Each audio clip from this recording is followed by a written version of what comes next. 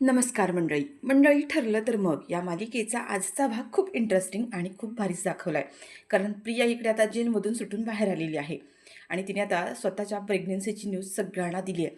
इकडे सायली सुरुवातीला विश्वास ठेवत नसते, पण आता अर्जुन आणि अश्विन या दोघांना सुद्धा माहीत असतं आणि प्रिया म्हणते की हवं तर अर्जुन आणि अश्विनला विचार की त्यांनी एवढी मोठं सत्य तुमच्यापासून का लपून ठेवलं.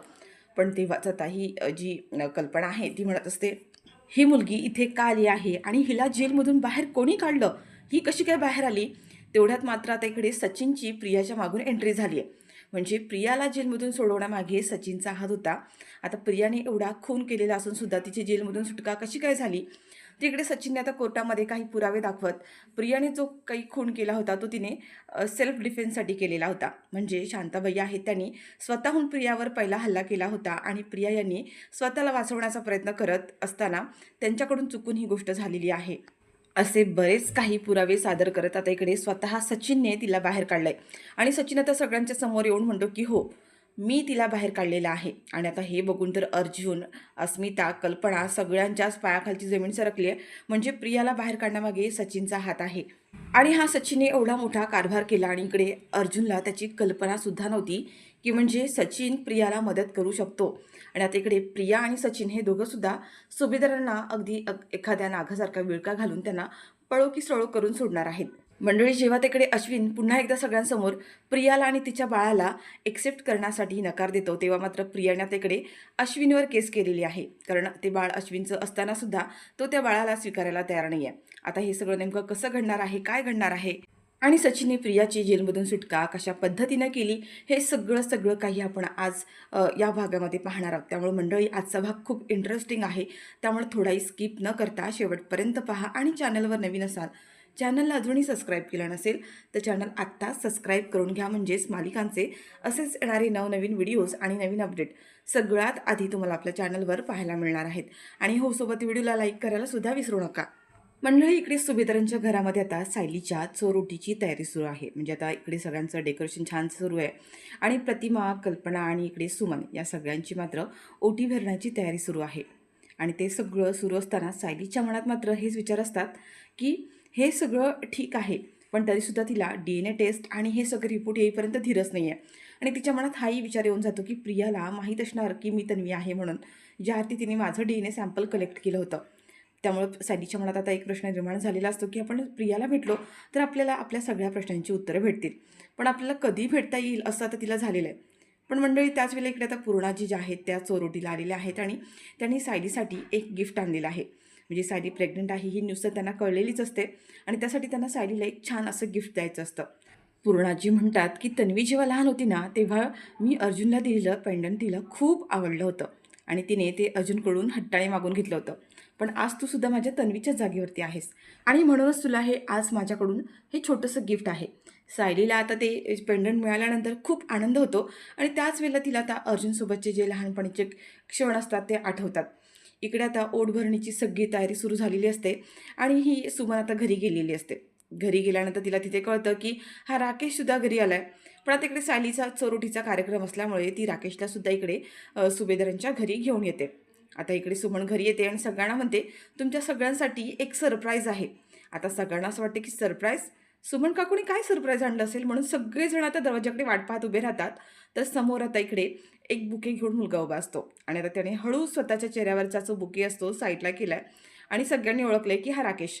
आता राकेश हा तन्वीसाठी म्हणजे सायलीसाठी नवीन आहे, कारण तिने राकेशला लहान असताना पाहिलेलं असतं आणि त्याच्यामुळे अर्जुन आता इथे म्हणतो की अरे राकेश तू.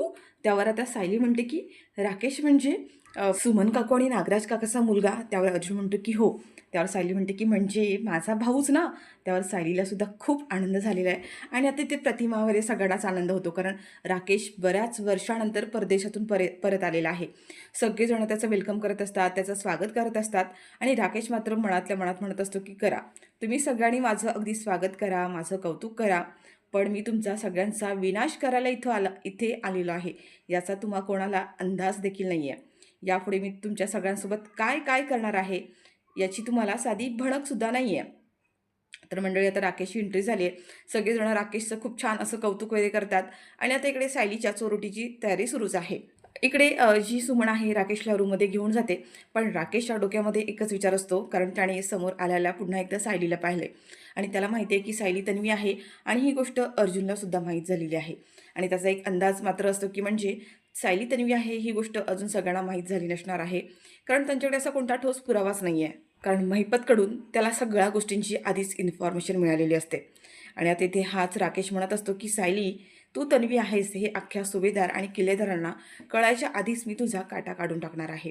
आणि आता इथे राकेशच्या डोक्यात कोणता प्लॅन आहे, काय आहे, याचा खरं तर अजून काहीच अंदाज नाही आहे. पण तो खूप काहीतरी मोठं करणार आहे, जेणेकरून सायली तन्वी आहे हे सगळ्यांच्या समोर आलंच नाही पाहिजे.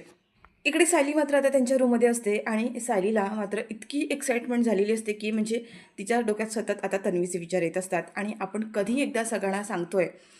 पण तेव्हा आता तिचं असं होतं की आपण जर प्रियाला भेटलो तर प्रियाकडून आपल्याला नक्कीच कळू शकतं की आपणच तन्वी आहोत की नाही ते. कारण प्रियाला माहिती आहे खरी तन्वी कोण आहे ते. आणि त्याच्यामुळे सायली आता कोणालाही न सांगता पुन्हा एकदा घाईघाईमध्ये प्रियाला भेटायला चाललेली असते आणि ती आरशात पाहून स्वतःला थोडंसं नीट करत असते, व्यवस्थित करत असते. आणि तेवढ्यात खालून आवाज आलाय की सायली म्हणून. आता सायलीने हा आवाज ओळखलाय की हा आवाज तर प्रियाचा. प्रियाचा आवाज कसा काय आणि प्रिया इथे कशी काय? इकडे बाहेर मात्र हॉलमध्ये उभे असलेले म्हणजे चोरउटीची तयारी करत असणारे सगळेजण, म्हणजे तिचं चैतन्य, अश्विन, सगळेजण असतात. कल्पना आणि प्रियाला समोर पाहून तिला मोठा धक्का बसलाय. आणि प्रियाला आता म्हणजे कल्पनाला कळतच नाहीये की ही मुलगी इथे कशी काय. अश्विन सगळ्यांनाच मोठा धक्का बसलाय की ही मुलगी आली तरी कशी जेलमधून बाहेर.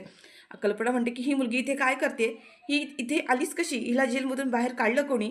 त्यावर प्रिया म्हणते की ते महत्त्वाचं नाही आहे, मला आज तुम्हाला जी गोष्ट सांगायची ती जास्त फार महत्त्वाची आहे. अर्जुन आता इथे समोर येतो आणि अर्जुनला आता कळतं की म्हणजे प्रिया आता बाहेर आली म्हणजे प्रेग्नन्सीची न्यूज ती सगळ्यांना सांगणार.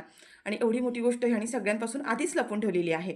प्रिया म्हणते की मी या अश्विनच्या बाळाची आई होणार आहे. त्यावर कल्पना म्हणते की काय, हे कसं काय शक्य आहे, म्हणजे सगळ्यांना मोठाच धक्का बसलाय. तेवढ्यात सायली म्हणते की नाही, ही मुलगी खोटारडी आहे, खोटारडी, एक नंबरची खोटारडी आहे, खोटं बोलते. तिला पुन्हा एकदा ह्या घरामध्ये यायचं आहे, सुभेदारांच्या घरामध्ये घुसायचं आहे आणि म्हणून तिचं हे सगळी काही नाटकं सुरू आहेत. ही मुलगी आपल्या सगळ्यांना फसवते. आई, तुम्ही ह्या मुलीवर अजिबात विश्वास ठेवू नका. आणि प्रियाला म्हणते की आत्ताच्या आता इथून तू चालती हो, तुला सुभेदारांच्या घरामध्ये जागा मिळणारच नाही आहे. सायली आता ते अश्विनला म्हणत असते की अश्विन भाऊजी, पण ही जेलमधून बाहेर आली कशी. अश्विन म्हणतो की मला सुद्धा नाही माहीत की ही बाहेर कशी आली म्हणून. त्यावर प्रिया म्हणते की मी मी माझ्या बाळासाठी बाहेर आले. आणि काय म्हणतात ना की माझं काही असेल, गेल्या जन्मीचं पाप पुण्य काहीतरी असेल म्हणूनच मी बाहेर आली असेल ना. कारण मला माहिती आहे की मी ह्या जन्मात खूप पाप केलेलं आहे, पण माझ्या बाळाचा तरी आता विचार करा. सायली म्हणते की नाही, ही मुलगी खोटारडी आहे, खोटी आहे, हिला हिला ह्या घरामध्ये जागा मिळणारच नाही आहे. आणि ही काही प्रेग्नेंट वगैरे नाही आहे, ही आपल्या सगळ्यांना पुन्हा एकदा फसवू पाहते. अश्विन भाऊजी, तुम्ही हिच्यावरती ना अजिबात विश्वास ठेवू नका. आता सायलीला सुद्धा असं वाटत असतं की अश्विनला सुद्धा काहीच माहीत नाही आहे आणि प्रिया खरंच नाटक करते. पण प्रिया म्हणते की सायली, मी खरं सांगते आहे, खरंच मी अश्विनच्या बाळाची आई होणार आहे. अगं, ही गोष्ट अश्विनला आणि अर्जुनला सुद्धा माहिती आहे. हवं तर तू अर्जुनला विचार की त्याने ही गोष्ट तुमच्या सगळ्यांपासून लपून का ठेवली. आता इकडे सायली आणि कल्पना दोघंसुद्धा अर्जुनकडे पाहतात आणि अर्जुनला सुद्धा आता असं झालं की त्याने सुद्धा सगळ्यांशी खोटंच बोललं आहे. म्हणजे एवढी मोठी गोष्ट त्याने सायलीपासून सुद्धा लपून ठेवलेली असते. सायली अर्जुनच्या समोर येते आणि म्हणते की अहो, काय म्हणते ही, खोटं बोलते ना ही प्रिया. प्रिया खोटं बोलते, तुम्ही माझ्याशी कधीच खोटं बोलणार नाही आहात, मला खात्री आहे या गोष्टीची. अर्जुनला काय बोलावं आणि अश्विनला सुद्धा काय बोलावं, दोघांना काहीच कळत नाही आहे. कारण आता त्यांनी एवढी मोठी गोष्ट लपून ठेवली, ती आता प्रियाने सगळ्यांच्या समोर आणली आहे. पण आता सगळ्यात मोठा प्रश्न उभा राहिला ते म्हणजे प्रिया जेलमधून बाहेर सुटून आलीच कशी. त्यावर आता ते अर्जुन म्हणत असतो की तू जेलच्या बाहेर कशी आली, तुला कोणी सोडलं. आता अर्जुन इथे प्रियाला जाब विचारत असताना इकडून मागून आता सचिनची एंट्री झाली आहे. आणि सचिन इकडे म्हणतो की मी मी काढलं तिला जेलमधून बाहेर. काय ना, बिचारी गरोदर आहे, तिच्या पोटात सुभेदारांचा वारस आहे आणि तिने असं जेलमध्ये सडावं, सुभेदारांचा वारस जेलमध्ये वाढावा, असं मला अजिबात वाटत नव्हतं. आता इकडे म्हणजे सगळ्यांनाच कळलं की म्हणजे प्रियाला जेलमधून बाहेर काढण्यामागे सचिनचा हात आहे. आधी सगळ्यांना मोठा धक्काच बसला, म्हणजे हे दोघं जण एकमेकांना पुन्हा मिळालेलेच आहे. पण प्रियावर एवढा मोठा गंभीर आरोप असताना सुद्धा प्रिया जेलमधून बाहेर येऊच कशी शकते. त्यावर आता हा सचिन जो आहे म्हणते का नाही येऊ शकत. का येऊ शकत नाही आहे. जर आपल्याला आपले प्रयत्न चांगले असतील, आपण प्रामाणिक असू, खरे असू, तर का येणार नाही आहे. प्रियाने तिचा शांताबाईंचा खून केला, तिने काही तो मुद्दाम केला नव्हता. काय ना, त्या शांताबाईंनी प्रियाला मारण्याचा प्रयत्न केला, तिच्यावरती हल्ला केला आणि प्रियाने स्वतःचा जीव वाचवण्यासाठी तिच्यावर हल्ला केला आणि त्यात चुकून त्यांचा मृत्यू झाला. आणि या सगळ्यामध्ये प्रियाचा काही दोष नाही आहे. तिने हे सगळं काही स्वतःला वाचवण्यासाठीच केलं होतं. पण त्या झटापटीमध्ये त्या बिचाऱ्या चुकून एक्सपायर झाल्या. त्यात प्रिया यांची काही चूक नाही आहे, असं म्हणत आता इथे म्हणजे आता अर्जुनला अंदाज आला आहे. म्हणजे ह्या दोघांचा आधीपासूनच तिला जेलमधून बाहेर काढण्याचा प्रयत्न होता. पण आपलंच मात्र या सगळ्याकडे दुर्लक्ष झालं. हे आता अर्जुनच्या लक्षात आलं आणि अर्जुन म्हणतो की असं कसं होऊ शकतं? माझ्या एवढी साधी गोष्ट का लक्षात आली नाही? म्हणजे हा सचिन हेही करू शकतो, प्रिया ह्याही मार्गाचा वापर करू शकते, हे आपल्या लक्षात कसं काही आलं नाही, याचं आता त्यालासुद्धा वाईट वाटत असतं. पण प्रिया मात्र आता ऑलरेडी जेलमधून सुटून बाहेर आलेली आहे. तर मंडळी, आता प्रियाच्या प्रेग्नन्सीची न्यूजसुद्धा सुभेदारांना कळाली आहे. प्रिया जेलमधून बाहेरसुद्धा आली आहे आणि त्यानंतर आता प्रियाची न्यूज कळल्यानंतर सुभेदार हे तिच्याबद्दल काय निर्णय घेतात, हे सगळं काही आपल्याला आता येणाऱ्या पुढच्या भागांमध्येच पाहायला मिळणार आहे. तर मंडळी, तुम्हाला हा आजचा भाग कसा वाटला कॉमेंट करून नक्की सांगा. व्हिडिओ आवडल्यास व्हिडिओला लाईक करा, शेअर करा. चॅनलवर नवीन असाल, चॅनलला अजूनही सबस्क्राईब केलं नसेल तर चॅनल आता सबस्क्राईब करून घ्या. म्हणजेच मालिकांचे असेच येणारे नवनवीन व्हिडिओज, नवीन अपडेट सगळ्यात आधी तुम्हाला आपल्या चॅनलवर पाहायला मिळतील. आणि हो, सोबत व्हिडिओला लाईक करायला सुद्धा विसरू नका.